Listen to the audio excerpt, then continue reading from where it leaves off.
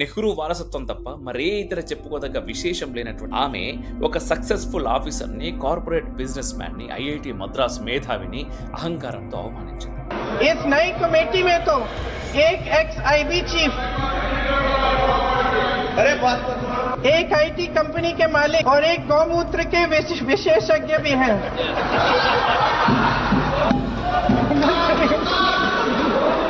ఇంతకీ గోమూత్ర నిపుణుడు అంటూ ప్రియాంక నోరు పారేసుకున్నటువంటి వ్యక్తి ఎవరు?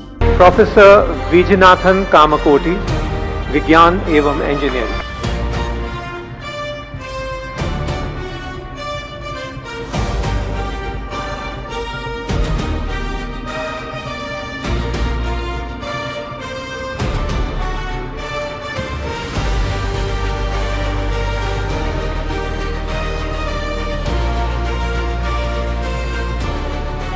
మన రాహుల్ గారి చెల్లెలికి హిందూ విశ్వాసాల మీద ఎంత ద్వేషం, ఎంత కసున్నాయో అర్థం చేసుకోవచ్చు. పైగా ఇప్పుడు గోమూత్ర నిపుణుడు అంటూ కామకోటిని అవమానిస్తే, ట్రోల్ చేస్తే ఓట్లు వచ్చే సీజన్ అది కూడా కాదు.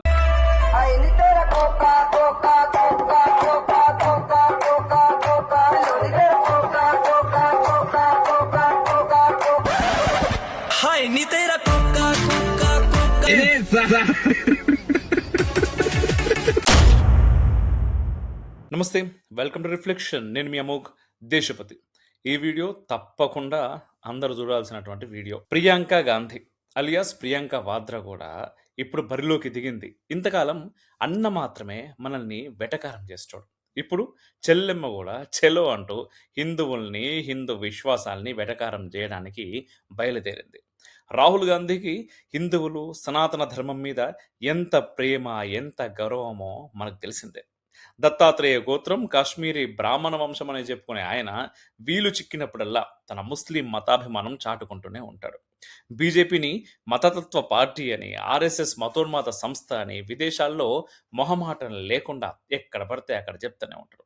అదే సమయంలో కేరళలోని ముస్లిం లీగ్, హైదరాబాద్లోని మజ్లిస్ పార్టీలు మాత్రం సెక్యులర్ అని సర్టిఫికేట్ ఇస్తారు. అయితే ఇలాంటి హిందూ ద్వేషం, హిందూ వ్యతిరేకత కేవలం ముస్లిం ఓట్ల కోసమే అని కూడా మనం చెప్పలేం.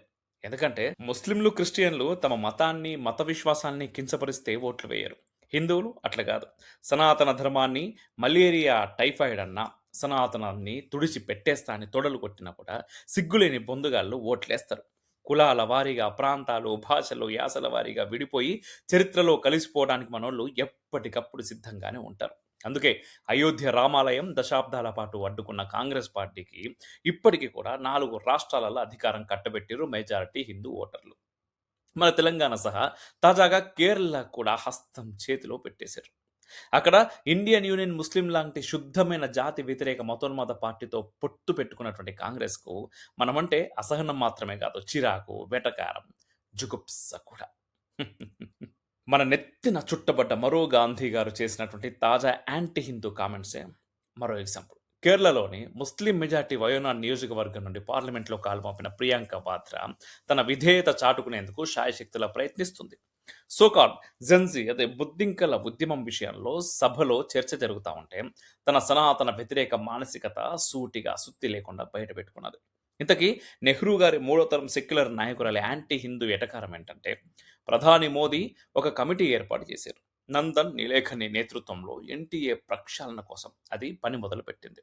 నీట్ పరీక్ష పేపర్ లీక్ విషయంలో డీప్ స్టేట్ దొంగల చదువుతో సాగిన హింసాత్మక రచ్చకి ప్రియాంక పార్లమెంట్ సాక్షిగా మద్దతు తెలిపారు. అక్కడితో ఆగలేదు. పోలీసులు, భద్రతా దళాలదే తప్పంటూ వాదించారు కూడా. పనిలో పనిగా మోదీని, అమిత్ షాని కూడా తిట్టిపోశారు. ఇవన్నీ రొటీనే కదా అంటారా? అక్కడితో ఆగితే ఇతర సెక్యులర్ పార్టీలకి, కాంగ్రెస్కి తేడా ఏముంటుంది? హిందూ మతాన్ని, హిందువుల్ని ఒకప్పటి మొఘలులు, తర్వాత బ్రిటిషర్లు కూడా అవమానించినటువంటి విధంగా చీత్కరించడమే వాద్రా కాంగ్రెస్ వారి నైజం. నీట్ లాంటి పరీక్షల నిర్వహణ విషయంలో ఇక మీదట తీసుకోవాల్సినటువంటి చర్యలు, చేయాల్సిన మార్పులపై కేంద్రం వేసిన కమిటీని ప్రియాంక టార్గెట్ చేసింది. కేవలం నెహ్రూ వారసత్వం తప్ప మరే ఇతర చెప్పుకోదగ్గ విశేషం లేనటువంటి ఆమె ఒక సక్సెస్ఫుల్ ఆఫీసర్ని, కార్పొరేట్ బిజినెస్ మ్యాన్ని, ఐఐటి మద్రాస్ మేధావిని అహంకారంతో అవమానించింది. ఇన్ఫోసిస్ సక్సెస్లో భాగమైన ఐటీ రంగపు మేధావి నందన్ నీలేఖని. ఆయన ఎన్టీఏ ప్రక్షాళనకి పనికిరాడంట. అలాగే కమిటీలో ఒక ఎక్స్ ఐబీ చీఫ్ కూడా ఉన్నారు. తప్పంటేక ఆయనని కూడా తీసి పారేసింది ప్రియాంక మేడం. చివరగా ప్రొఫెసర్ కామకోటిని ఏకంగా గోమూత్ర నిపుణుడు అంటూ వెటకారం చేసింది నిండు సభలో. ఇంతకీ గోమూత్ర నిపుణుడు అంటూ ప్రియాంక నోరు పారేసుకున్నటువంటి వ్యక్తి ఎవరు? ఎవరో సాదాసీదా పొలిటీషియన్ లేదంటే గాంధీల భజన చేసే కుహానా మేధావి కాదు. ఐఐటి మద్రాసులో చదువుకొని ఇప్పుడు అదే ఐఐటికి డైరెక్టర్గా ఉన్న ప్రొఫెసర్ కామకోటి అనే ఆయన ప్రియాంక రాహుల్ మాదిరిగా ఫ్యామిలీ పేరు చెప్పుకొని తాత నాయనమ్మల బ్రాండ్ వాడుకొని ఎదిగినోడు కాదు. సొంత తెలివితేటలతో స్వయం కృషితో గుర్తింపు పొందినోడు. ఆయన చేసిన తప్పల్లా ఓసారి భారతీయ గోమూత్రాన్ని పబ్లిక్గా పొగిడిండు. 2025లో ఒక ఈవెంట్లో ఐఐటి మద్రాస్ ప్రొఫెసర్ అయిన కామకోటి తన అభిప్రాయాన్ని సూటిగా చెప్పిండు. అది ఎవరిని టార్గెట్ చేయకుండానే. గాంధీని, నెహ్రూని, ఇందిరని ఆయన ఏమీ అనలే. భారతీయ గోసంతతి తాలూకు గోమూత్రం గొప్ప ఔషధ లక్షణాలు కలిగింది అని కామకోటి చెప్పారు. అదే ఆయన చేసుకున్నటువంటి పాపం వీళ్ళ దృష్టిలో. 2025లో కామకోటి అన్న మాటలు ఇప్పటికీ గుర్తుపెట్టుకునే ప్రియాంక ఆయనని ఆడిపోసుకున్నది. నేషనల్ టెస్టింగ్ ఏజెన్సీ ఎన్టీఏలో మార్పు చేర్పులకు గోమూత్ర నిపుణికి ఏంటి సంబంధం అని ఆమె ప్రశ్నించింది. ఐఐటి మద్రాస్ డైరెక్టర్గా ఉన్న ఒక మేధావి ఆమెకు కేవలం గోమూత్రం కారణంగా నచ్చడం లేదు. దీన్ని బట్టి మన రాహుల్ గారి చెల్లెలికి హిందూ విశ్వాసాల మీద ఎంత ద్వేషం, ఎంత కసున్నాయో అర్థం చేసుకోవచ్చు. పైగా ఇప్పుడు గోమూత్ర నిపుణుడు అంటూ కామకోటిని అవమానిస్తే, ట్రోల్ చేస్తే ఓట్లు వచ్చే సీజను అది కూడా కాదు. అంటే ఒకప్పుడు బోస్ పటేల్ వంటి నాయకుల నేతృత్వంలో స్వతంత్రం కోసం పోరాడిన కాంగ్రెస్ నెహ్రూ నుంచి రాజీవ్ మధ్యకాలంలో ముస్లిం క్రిస్టియన్ల అభిమాన పార్టీగా మారింది. సోనియా నుంచి రాహుల్ మీదుగా ప్రియాంక వద్దకు వచ్చేసరికి ఓట్లు సీట్ల కోసం కూడా కాదు, కేవలం సాడిస్టిక్ ఆనందం కోసం హిందూ విశ్వాసాలను అవమానించే స్థాయికి దిగజారిపోయింది హస్తం పార్టీ. ఆమె మాట్లాడేటప్పుడు కూడా ఆ వెటకారం చూడొచ్చు నవ్వులు. గోమూత్రంలో ఔషధ లక్షణాలు ఉన్నాయని కేవలం హిందుత్వవాదులే అంటున్నారు. ఆర్ఎస్ఎస్ బీజేపీ వాళ్ళు తప్ప ఇంకెవరు దాన్ని సమర్థిస్తలేరా? అమెరికా లాంటి క్రిస్టియన్ మెజారిటీ దేశాల్లోనూ గోమూత్రంపై అధ్యయనాలు, పరిశోధనలు జరగడం లేదా? అక్కడ సైంటిఫిక్ అకాడమిక్ స్టడీ రిపోర్ట్స్ వెలువడడం లేదా? అలాంటి రిపోర్ట్స్ ఆధారంగానే తాను గోమూత్రం గురించి మాట్లాడినట్టు అప్పట్లోనే కామకోటి గారు క్లారిటీ కూడా ఇచ్చారు. అయినా ప్రియాంక గారికి వెటకారం మాత్రం అస్సలు తగ్గలేదు. ఈ సెక్యులర్ మేడం గారి కొన్నాళ్ల క్రితం పాలస్తీనాకు మద్దతుగా భుజానికి బ్యాగ్ వేసుకొని పార్లమెంట్కి వచ్చారు. ఇజ్రాయెల్ని ఖండించారు, నెతన్యాహుని ఖండించారు, మోదీని తప్పుపట్టారు. కానీ ఏ రోజు ఒక్క మాట కూడా హమాస్ని అనలేదు. అది రాహుల్, ప్రియాంక, సోనియా గాంధీల విధేయత. బీచ్లో పార్టీ చేసుకుంటున్న సామాన్య ప్రజల్ని హమాస్ వందలాదిగా చంపినా తప్పలేదు. ఆడవాళ్ల శవాల్ని నగ్నంగా ఊరేగించినా పెద్దగా పట్టించుకోరు. హమాస్ ఉగ్రవాదులు తల్లుల ముందే పసికందుల్ని ఓవెన్లో పెట్టి ఉడికించినా కూడా నోరు మూసుకొని కూసుంటారు. ఎంతమందిని తిండి నీరు లేకుండా హమాస్ బంధించినా పోయేదేం లేదు. కానీ ఒక హిందూ ప్రొఫెసర్ గోమూత్రం గొప్పదంటే మాత్రం వాద్రా మేడం వాయిసమాంతం సెటైర్స్ చేస్తుంది. ఎందుకంత అహంకారం? ఎందుకు అంత చులకన భావం? ఎందుకంటే తెలంగాణతో సహా దేశవ్యాప్తంగా ఇప్పటికీ కాంగ్రెస్కు ఓట్లు వేసే హిందువులు ఉన్నారు. వాళ్ళకి ఆలోచన, ఆత్మాభిమానం కాదు, కనీసం సిగ్గు కూడా లేదు. ఉచిత పథకాలకు కక్కుర్తిపడి కులం కోసం, ప్రాంతం కోసం ఓట్లేస్తారు.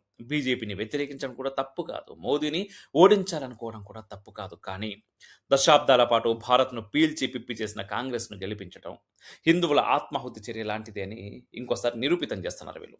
సోనియా గాంధీ అంతో ఇంతో హిందూ వ్యతిరేకత దాచుకునే ప్రయత్నమైనా చేసేవారు. రాహుల్, ప్రియాంక నిస్సిగ్గుగా మనల్ని అవమానిస్తున్నారు, వెటకారం చేస్తున్నారు. క్రిస్టియన్ల కొబ్బరి నూనెల్ని, ముస్లింల జిహాదుల్ని పల్లెత్తు మాట కూడా అనని ప్రియాంక గోమూత్రం గురించి మాత్రమే తెగించి కామెంట్స్ చేస్తున్నారు. నిండు సభలో గోమూత్ర నిపుణుడు అంటూ ఒక ఉన్నత విద్యావంతుని కించపరిచే ప్రయత్నం చేసింది. అదే ఊపులో వేల సంవత్సరాల నాగరికత, సంస్కృతి కలిగిన సనాతన ధర్మాన్ని చులకన చేస్తారు. ఒకప్పుడు గోపాష్టమి పండుగ వేళ కాల్పులకు ఆదేశాలు ఇచ్చి గోవుల్ని, సాధువుల్ని పొట్టన పెట్టుకున్న నాయనమ్మ వారసురాల నుంచి ఇంతకంటే ఎక్కువ ఆశిస్తాం.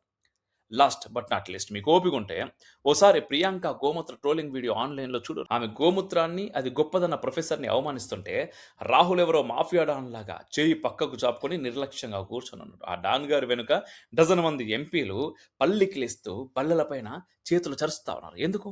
ఆ హిందూ కాంగ్రెస్ ఎంపీలందరికీ అంత ఆనందం ఎందుకు? తమ సరికొత్త గాంధీల వారసత్వపు దురసాని, హిందూ విశ్వాసాన్ని, గోమాతని, గోవుని తల్లిగా భావించే ఒక మేధావిని నిండు సభలో యావత్ ప్రపంచం ముందు అవమానిస్తోంది. అంతకంటే వారికి ఇంకేం కావాలి? అందుకే వాళ్ళు ఈ అని కిలిస్తా ఉన్నారు. హిందువుల శత్రువులు హిందువులే తప్ప ఇంకెవ్వరూ కాదు, ఎవ్వరూ కాదు. ఖచ్చితంగా దీని మీద మీ అభిప్రాయం కూడా తెలిపే ప్రయత్నం చేయరు. ఈ వీడియో ఎక్కడికి చేరాలి అంటే ప్రతి ఇంటికి చేరాలి. ఓటు వేసిన వాళ్ళకి చేరాలి, ఓటు వేయబోతున్న వాళ్ళకి చేరాలి, ఓటు హక్కు రానోళ్ళకి కూడా చేరాలి. అందరికీ చేరాలి, తెలవాలి, విషయం తెలవాలి. తెలిసేదాకా షేర్ చేసే ప్రయత్నం చేయర్రి. అంతకుమించి ప్రస్తుతానికి ఇంకేమన్నా చేయొచ్చా? ఆలోచించి అది కూడా కామెంట్‌ల రూపంలో నాకు పంపుర్రి. జై హింద్! మేరా భారత్ మహాన్! జై గోమాత!